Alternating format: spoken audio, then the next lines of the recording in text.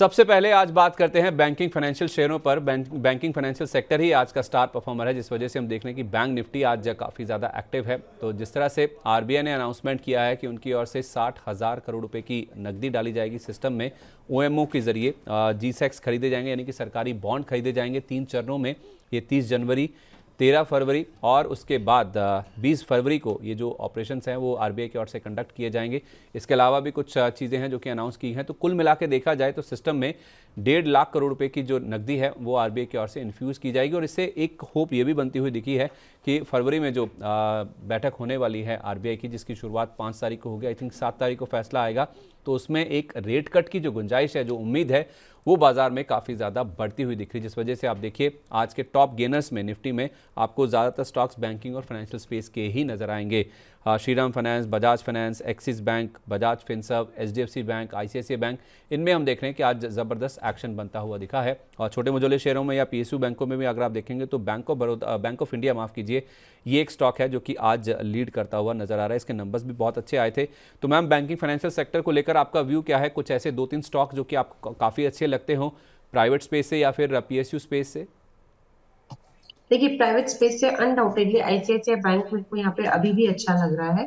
ये काउंटर ऐसा है जो मुझे लगता है, ऑल्दो आज तो काफी तेज हुआ है, एक बार 1260-65 का स्तर अगर इसने तोड़ दिया तो और अच्छा तेज हो जाएगा। तो सबसे अच्छा काउंटर अभी तो आईसीआईसीआई बैंक है, वेल प्लेस लगता है। 1260-65 के ऊपर निकला तो फिर ये 1300-1325 तक के स्तर दिखाता हुआ नजर आएगा। तो इसमें प्राइवेट सेक्टर बैंक में तो मुझे डेफिनेटली यहाँ पे आईसीआईसीआई बैंक ही अच्छा लग रहा है, और वहां पे ही नजर बनाने की और खरीदारी करने की भी सलाह रहेगी, लेकिन थोड़ी गिरावट पे। अच्छा, 1265 के ऊपर आप कह रही हैं कि इसमें खरीदारी करनी। स्टॉप लॉस क्या होगा उस केस में फिर? जी बिल्कुल। आईसीआईसीआई बैंक में देखिए, वैसे मैंने बोला है कि 1265 के ऊपर ये तेज हो जाएगा, लेकिन खरीदारी अगर करनी है तो थोड़ा सा नीचे आता है, क्योंकि ये मुझे लग रहा है कि ये खरीदारी ये तेज होना चाहिए। तो तब इसमें खरीदारी करेंगे जो कि 1230 के स्तर पे रहेगा। तो यहाँ से 20-30 पॉइंट नीचे आता है तो खरीदारी करें 1230 के स्तर पे। हम्म। लेकिन स्टॉप लॉस यहाँ पे जो रखा जाएगा पोजीशन पे, वो अभी तो मेरे हिसाब से 1150 का रहेगा। 1230 पे खरीदना है, 1150 का स्टॉप लॉस लगाना है। लेकिन बार तेजी के लिए इसको 75-80 का लेवल तोड़ना जरूरी है, 1275। ठीक है, तो 1230 पे खरीदना है डिप्स पर, 1150 रुपये का उस केस में आपका स्टॉप लॉस होगा। ऊपर में 1300, 1325 तक के जो जोन्स हैं वो आईसीआईसीआई बैंक में देखने को मिल सकते हैं। तो जो बैंकिंग शेयरों में तेज़ी बनी है उसमें आईसीआईसीआई बैंक सबसे बढ़िया चार्ट है, जो कि जहाँ पे आप भी खरीदारी करके चल सकते हैं। थोड़ा डिप मिले, नीचे मिले, तो आप यहाँ पे खरीदारी करके चल सकते हैं। ऑन द फ्लिप साइड अगर आप देखेंगे तो अनंतराज ये एक स्टॉक है जो कि आज बीटिंग झेल रहा है, या फिर बहुत ज़्यादा गिरावट इसमें देखने को मिल रही है। जब मैंने लास्ट देखा था मैम, तो इसमें 20% का लोअर सर्किट लगा हुआ था। एक बार चेक भी कर लेते हैं कि किस तरह का रुझान है। अभी भी सर्किट नहीं खुला है, और इनफैक्ट ये स्टॉक आज नहीं, पिछले 2 दिन से लगातार गिर रहा है। और पिछले अगर आप 6 दिन का टोटल रुझान देखेंगे तो पिछले 6 में से 5 दिन ऐसे रहे हैं जब इसमें लाल निशान के साथ क्लोजिंग हुई है। ये स्टॉक 42% के आसपास टूट चुका है। 6 दिन पहले की अगर आप बात करेंगे तो स्टॉक 920 रुपये के आसपास ट्रेड कर रहा था, और आज जिस लेवल पे खड़ा है 534 रुपये 50 पैसे, ऊपर से लेकर अब तक के जो लेवल्स देखे हैं उसमें 42% का ड्रॉप आ चुका है। और उसका रीज़न है जो low cost AI model deep seek को लेकर जो पॉपुलैरिटी बढ़ी है, जो चिंता बनी है, उसी वजह से स्टॉक फिसलता हुआ दिखा है। क्यों? क्योंकि इस कंपनी की एक सब्सिडरी कंपनी है अनंतराज क्लाउड करके, और उसका आप देखेंगे तो डेटा सेंटर में काफ़ी बड़ा एक्सपोजर है, काफ़ी ज़्यादा रुझान है। उसी वजह से स्टॉक में काफ़ी ज़्यादा रनअप भी बना था। और आप देखिए जो डेटा सेंटर को लेकर या एआई को लेकर जो कंसर्न्स पैदा हो रहे हैं, स्टॉक में पिटाई भी बहुत तेज़ देखने को मिली है। मैम, 20% का लोअर सर्किट अनंतराज में लग गया आज, हर कोई बेचने को तैयार है, ऐसा नेगेटिविटी इसमें स्टॉक में फैलती हुई दिखी है। तो जिनके पास हैं या फिर जो फ्रेश खरीदारी करने की सोच रहे हैं, उनको क्या राय देंगी आप? नहीं, फ्रेश खरीदारी अभी ना करें, क्योंकि इतना जब नेगेटिविटी आता है स्टॉक में तो फिर रिकमेंडेड नहीं होता है। तो मैं यहाँ पे फ्रेश खरीदारी करने की सलाह नहीं दूंगी। डाउन में ये नीचे जो जा सकता है वो तकरीबन, अभी मुझे लगता है कि नेक्स्ट लेवल जो हमको देखने को मिलेंगे, वो तकरीबन और भी यहाँ से थोड़ी वीकनेस आएगी जो इसको 500 से लेके 480 तक ले जा सकती है। ठीक है, तो अभी फ्रेश खरीदारी नहीं करनी है, और वीकनेस इसमें आती हुई नज़र आ सकती है। बालकृष्ण इंडस्ट्रीज, ये स्टॉक हम देख रहे हैं कि आज काफ़ी अच्छा परफॉर्म करता हुआ नजर आ रहा है और इसमें जो तेज़ी बनी है उसकी जो वजह है वो ये है, एक नोमुरा की रिपोर्ट आई है और उस रिपोर्ट में इसकी जो रेटिंग है उसको किया गया है अपग्रेड। पहले न्यूट्रल की रेटिंग थी, उसे बढ़ाकर किया गया है बाय। हालांकि टारगेट के साथ कोई छेड़छाड़ नहीं की गई है, 3,242 रुपये पर बरकरार रखा गया है। लेकिन जो तर्क दिए गए हैं तेज़ी के वो काफ़ी अट्रैक्टिव हैं। एक तो है कि जो ग्रोथ है वो काफ़ी मजबूत रह सकती है, प्रॉस्पेक्ट्स काफ़ी स्ट्रांग है। दूसरा जो वैल्यूएशन है वो काफ़ी अट्रैक्टिव है, जिस वजह से अपग्रेड आया है रेटिंग का। और global of highway tyre segment में देखें तो इस कंपनी की जो पोजीशनिंग है वो काफ़ी अच्छी है और तीसरी तिमाही के नतीजे तो अच्छे रहे हैं। ये कारण है जिस वजह से नोमुरा ने इस स्टॉक को अपनी बाइंग लिस्ट में शामिल किया है। पहले न्यूट्रल रेटिंग थी तो अपग्रेड आया है मैम। आज हम देख रहे हैं 0.7% की तेज़ी इसमें बनती हुई दिखी है, 2750 के आसपास है। नोमुरा कह रहे हैं कि 3242 तक के लेवल्स आ जाएंगे। आप इत्तेफाक रखते हैं, चार्ट इतने मजबूत हैं इसके? देखिए, बालकृष्ण इंडस्ट्री की बात करें तो जिस तरह के रिजल्ट्स के बाद का परफॉर्मेंस हमने इस काउंटर पे देखा है, यहाँ पे तेजी तो बनने की कोशिश हो रही है, लेकिन मैं जो इत्तेफाक रखती हूँ वो कुछ एक लेवल्स हैं जिसके ऊपर ये टिकना जरूरी है। अब मैं अगर इसकी बात करूँ तो 2775, मतलब 2775, 2780 के ऊपर अगर ये टिकने लगेगा तो फिर इसमें मेरे को लगता है अच्छी तेजी बनेगी, जो इसको अभी तो 2900 तक ले जाएगी। हम छोटे ही टारगेट्स देंगे। देखिए संदीप जी, मार्केट्स बहुत वॉलेटाइल है, बड़े बड़े टारगेट देना अभी मुझे लगता है थोड़ा उचित नहीं रहेगा। तो ये काउंटर अच्छा लग रहा है, लेकिन मैं फिर से रिपीट करती हूँ, 2775, 2780 के ऊपर इसमें अच्छी तेजी बनती हुई नजर आएगी, क्योंकि तभी अपने 50 डेज एक्सपोनेंशियल मूविंग एवरेज के ऊपर का क्लोज दे देगा। ठीक है, तो ये होगी बात इस शेयर की। लेकिन मैम केन्स टेक्नोलॉजीज, इसको भी देखिए, आज स्टॉक में हमने बड़ी गिरावट बनती हुई दिखी है। आज ये 4,214 रुपये तक भी फिसल गया था। इसके नतीजे आते हुए दिखे हैं और नतीजों के साथ साथ जो ऑर्डर बुक की पोजीशन है वो बहुत ही स्ट्रांग है। 3,798 करोड़ की पिछले साल की इसी क्वार्टर में इनकी ऑर्डर बुक थी, जो बढ़कर अब 6,000 करोड़ रुपये के पार जाती हुई दिखी है। रेवेन्यू गाइडेंस इन्होंने कट किया है, जो कि एक पेन पॉइंट है इस कंपनी के लिए। पहले 3,000 करोड़ रुपए का इस वित्त वर्ष में FY25 में इन्होंने रेवेन्यू गाइडेंस दिया था, जो इसे घटा के अब 2,800 करोड़ रुपए कर दिया गया है। तो नंबर्स बहुत स्ट्रांग आए हैं, नंबर्स भी आपके सामने लाने की कोशिश करते हैं, लेकिन उसके बावजूद जो गाइडेंस कट किया गया है, रेवेन्यू गाइडेंस वित्त वर्ष 2025 का, यानी कि मौजूदा वित्त वर्ष का, वो एक दिक्कत की बात है, जिस वजह से हमने स्टॉक में आज इतनी बड़ी गिरावट बनती हुई दिखी है। अभी करीब 13% नीचे है, 4,587 रुपये का भाव है। दिन के दौरान ये शेयर 4,214 करोड़ 14 रुपये तक भी चला गया था। नंबर्स आप देखिए, 47% इनका मुनाफा बढ़ा, रेवेन्यू में भी 30% की ग्रोथ आई। तो नंबर्स तो अच्छे आए हैं, लेकिन जो गाइडेंस कट की गई है उसी का इम्पैक्ट हमने जो नेगेटिव साइड पे बनता हुआ दिखा है। मार्जिन्स भी इंप्रूव होकर आए। तो स्टॉक मैम लोअर लेवल से रिकवर किया है, 4,214 के लो से अब 4,580 रुपये के आसपास ट्रेड कर रहा है। इस रिकवरी पर बेट करना चाहिए किसी को, क्योंकि नंबर्स तो स्ट्रांग थे, केवल गाइडेंस की वजह से स्टॉक गिरा है।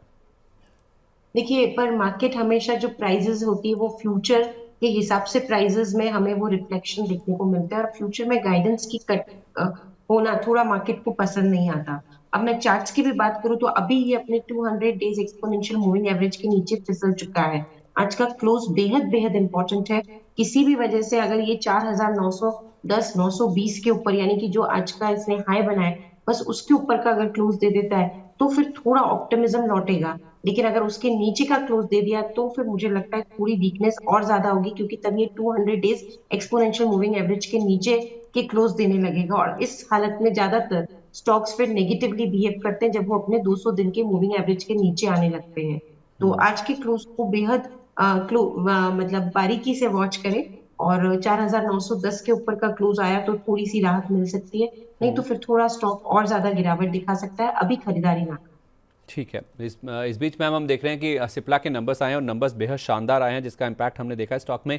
एक का एक स्पाइक देखने को मिला है। अगर हम इसका चार्ट आपके सामने ला पाएँ, 1450 रुपये के आसपास स्टॉक ट्रेड कर रहा है। 3.5% से ज़्यादा की मजबूती इसमें देखने को मिली है। नंबर्स आपके सामने रखता हूँ, 1175 करोड़ रुपये के आसपास का अनुमान था और मुनाफे का नंबर आया है 1570 करोड़ रुपये का। तो काफ़ी अच्छा नंबर है जो कि मुनाफे का कंपनी ने रिपोर्ट किया है, जिसके दम पर हम देख रहे हैं कि आज स्टॉक में काफ़ी अच्छा एक्शन बनता हुआ दिखा भी है।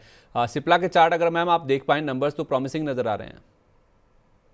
जी बिल्कुल, और मैं वहीं पे ही नजर बना रही थी कि कहीं कोई एक्सेप्शनल आइटम नहीं होना चाहिए, क्योंकि इतना बड़ा डिफरेंस अगर आता है तो वो भी हमें एक बार देखना पड़ेगा। तो प्राइमा फेसी तो मुझे लग रहा है ये नंबर यहाँ पे ठीक है, लेकिन फिर भी डिटेल वॉच जरूर रखनी चाहिए। अभी सिप्ला अच्छा लग रहा है, लेकिन इसमें तेजी नहीं करनी है। आज के क्लोज को हम यहाँ पे ध्यान से देखेंगे। हम्म 1455 के ऊपर का क्लोज आया तो फिर इसमें एक तेजी का मूड बनेगा, नहीं तो अभी रुक जाइए, अभी तेजी ना करें।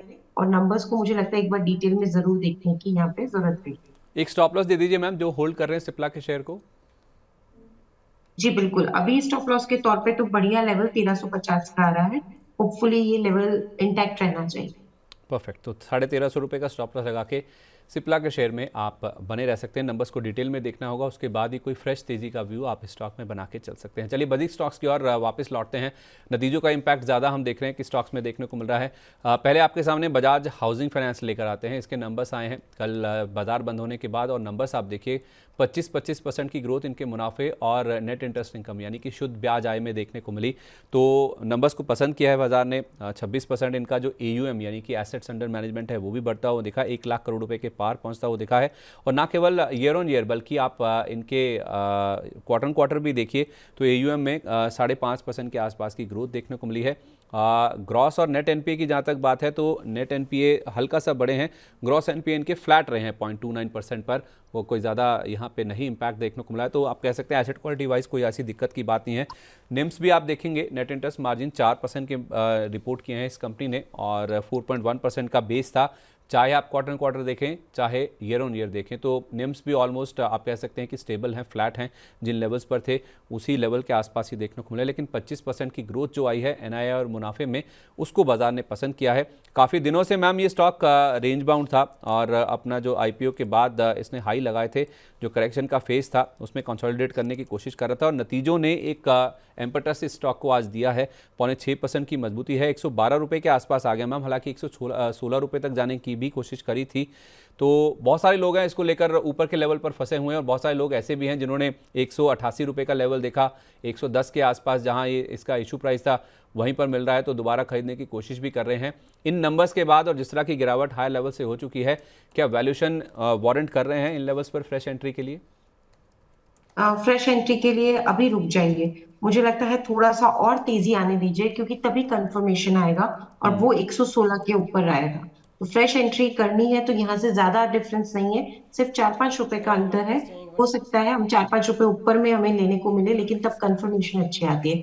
116 के ऊपर टिकता है तो फिर इसमें खरीदारी करने के मौके ढूंढने चाहिए। चलिए ठीक है, ये राय है। फिलहाल थोड़ी सी और तेज़ी होने दीजिए, उसके बाद कंफर्मेशन आ जाएगा तो आप यहाँ पे फ्रेश खरीदारी करें। स्टॉक कंसोलिडेशन के फेज से, बेस फॉर्मेशन के बाद से बाहर निकलने की कोशिश कर रहा है। फेडरल बैंक मैम आज का एक अपवाद है, आप कह सकते हैं कॉन्ट्राडिक्शन है। जिस तरह के नंबर्स इन्होंने रिपोर्ट किए हैं उसके बाद इसमें हमने गिरावट बनती हुई दिखी है। पूरा बैंकिंग स्पेस ऊपर है, लेकिन इस स्टॉक में हम देख रहे हैं कि आज कुछ कमजोरी बनती हुई दिखी है, क्योंकि नंबर्स में आप देखिए जो मुनाफा आप देख रहे हैं अपनी स्क्रीन पर 5% गिरकर आया। ये मुनाफा इनफैक्ट बढ़कर आने का अनुमान था, 1006 करोड़ से बढ़कर मुनाफा 1022 करोड़ आने का अनुमान था। तो पहली बात तो मुनाफा बढ़कर आना था, वो गिरकर आ गया, उसी से निराशा बनती हुई दिखी। नेट इंटरेस्ट इनकम भी आप देखेंगे जितना अनुमान था उसी के आसपास आई, 14.5% की ग्रोथ यहाँ देखने को मिली। ग्रॉस नेट NPA में भी कमी देखने को मिली। लेकिन दिक्कत की बात यह है कि मुनाफा क्यों गिरा है? मुनाफा इसलिए गिरा है कि इनकी जो प्रोविजनिंग है उसमें हमने देखा है कि 3 गुना से ज़्यादा की बढ़त साल दर साल देखने को मिली है। क्वार्टर क्वार्टर भी देखिए जो इनकी प्रोविजनिंग है उसमें 85% का जंप देखने को मिला है। और इसमें जो मैनेजमेंट ने कमेंट्री दी है वो ये कहा है कि प्रोविजनिंग इसलिए बढ़ाई गई है कि जो अनसिक्योर्ड लोन्स हैं उनको कवर करने के लिए ये प्रोविजनिंग का नंबर ऊपर की ओर रिवाइज किया गया है या फिर ऊपर की ओर बढ़ाया गया है, जिससे बाजार में चिंता बनी है। और NIMs भी आप देखिए 3.12% से घटकर 3.11% पर आए हैं, जो कि 18 तिमाही में सबसे कम है। तो इनके NIMs को लेकर भी कंसर्न है। एसेट क्वालिटी में कोई चिंता नहीं है, इसमें कमी ही देखने को मिली है। लेकिन ओवरऑल देखा जाए जो प्रोविजनिंग बढ़ी है और जो मुनाफा नीचे आया और जो कमेंट्री आई है उससे हमने देखा है कि फेडरल बैंक के शेयर में आज प्रेशर बनता हुआ दिखा है। अपवाद है मैम आज का, पूरा बैंकिंग स्पेस आज रिजॉइस कर रहा है RBI का जो लिक्विडिटी का बूस्टर है, लेकिन ये स्टॉक अभी भी 3% नीचे ही है, थोड़ा लोअर लेवल से रिकवर हुआ है। क्या इस गिरावट में फेडरल बैंक में खरीदारी करने की राय देंगी आप? नहीं, इसमें अभी नहीं दूंगी मैं, क्योंकि ये 200 दिन के मूविंग एवरेज के नीचे फिसल रहा है आज। तो अगर इस तरह की जब सिचुएशन बनती है तो वो यही इंडिकेट करता है कि स्टॉक में थोड़ी और कमजोरी देखने को मिल सकती है। अभी रुक जाइए, इसे सेट होने दीजिए। अगर इसने किसी भी वजह से 185 के ऊपर का क्लोज दे दिया या 190 के ऊपर का, तब थोड़ी राहत की सांस मिल सकती है। नहीं तो फिर ये और ज्यादा गिर सकता है नीचे, अगर 185 के नीचे बंद होता है। तो अभी इसमें मैं खरीदारी करने की बिल्कुल भी सलाह नहीं दूंगी। चलिए ठीक है, ये राय है फिलहाल स्टॉक को लेकर। लेकिन इसी के साथ जो बजिंग स्टॉक्स हैं, जो हलचल वाले शेयर हैं, जहाँ पे खबरों का, नतीजों का इम्पैक्ट है, वो सूची पूरी होती है, तो बजिंग स्टॉक्स को हम यहीं पर समेटते हैं।